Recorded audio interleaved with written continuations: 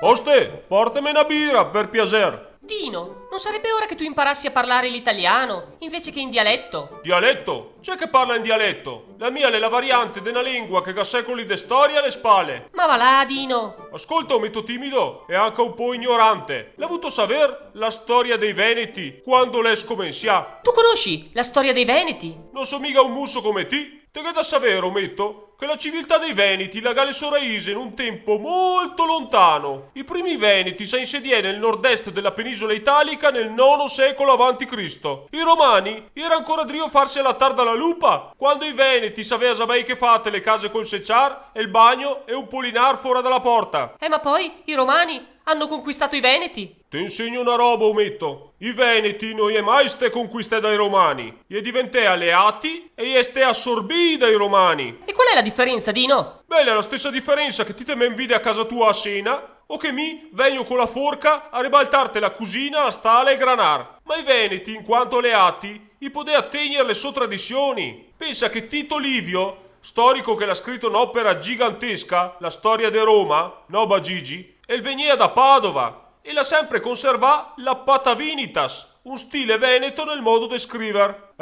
Padovani, gran dottori già allora, ma dopo qualche secolo, come tutti sa, l'impero romano le croasò, patapunfete, e nel Veneto l'è nata la Repubblica de Venezia. Venezia l'ha ripreso la sua cultura, la sostituì al diritto romano e il diritto veneto, e la riportò alla luce le tradizioni venete, fin a formare una città splendida, ammirà, rispettà in tutto il mondo allora conosciuto. Pensa ometto che la Repubblica Veneta è stata la più longeva, che vuol dire lunga. Repubblica al mondo, le dura più di 1100 anni. I popoli si sottometteva spontaneamente a Venezia, per affetto verso la Repubblica e perché che conveniva. Neanche al canno il muoe la coa per niente, come dice anche al masca.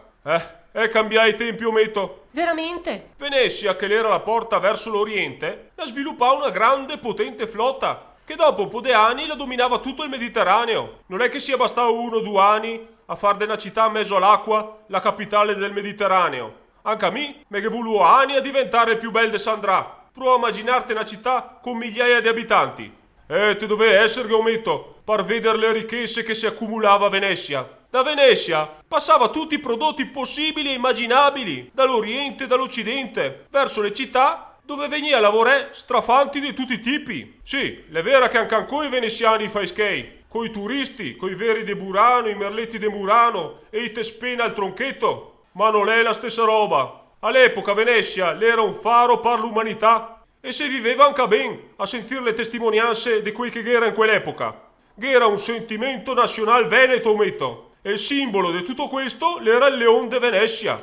Leone marciano. Marciano? De San Marco, musso. Un musso? Pensavo fosse un leone. Spiegarti le robe a te, le come darghe a uno se sta sul water. Scusa Dino, ma non è che posso sapere tutto. Ma neanche niente. Come ti diceva, il Veneto all'epoca che faceva gola a tanti. Dove la cateta una zona del mondo così bella, tra Dolomiti e lago e mar, senza parlare di tutti i schei nelle casse dei veneziani. E allora si formò la Lega dei Cambrai, col Papa in prima linea contro i Veneti. Ma quella volta lì i veneziani la scampà. Ma bisogna sempre imparare una lezione, ometto. Per quanto te sia forte, te catare sempre uno più forte di te, quel cosiddetto dal formaio. E nel 1797 in Veneto è arrivato quel nanetto di Napoleone a far malani.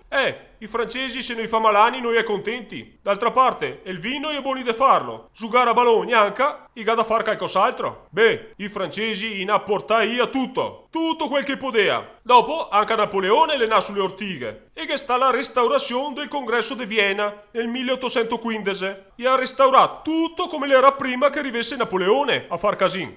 Tutto tranne Venezia, perché i striaci volevano possessarsene. E lì è scominciato un periodo di fame e miseria per il Veneto che s'ha prolungato fino agli anni 50 del secolo scorso. Sì, perché dopo i striaci arrivai italiani o piemontesi e con l'arrivo degli italiani voi altri dire finalmente, magari adesso riscomincia un bel periodo per i veneti. Ma che, una miseria mai vista. Tasse da fuoco, altro che monti. Infatti mica per niente i veneti gli attaccai a emigrare in tutto il mondo. E no, 2 veneti. 2 milioni di veneti, su un totale di 3 milioni, che è partì abbandonando la sua terra per i paesi d'Europa, d'America, d'Australia. Bisogna aspettare il dopoguerra per vedere la rinascita del Veneto, grazie alla dedizione per il lavoro di sta gente, che la sa data da far per tirarsi fuori dalle petole, e non solo la Russia, ma le diventa centro d'eccellenza del commercio mondiale, e anche a dirlo, locomotiva d'Italia. Per non parlare del turismo. Venezia e americani gli provano tutti i modi a copiarla, ma se vuol vederla i da venire qua. Che storia, Dino! Noi altri siamo un popolo onesto e laborioso, e ti vedrei che anche stavolta che par che tutto va a remengo, se ne rimbocchen le maneghe che venien fuori dalle miserie di sti tempi chi. Davvero, ci credo, Dino! E tu capio, Mito? Se tu ancora dell'idea che goda parlare in italiano, perché il mio dialetto non ha la dignità della lingua. No, no, per carità! Oste, portami un gotto de vinchi! Uno a me e uno al Dino, che femo un brindisi alla nostra regione! Oste, un gotto di amarone della Valpolicella!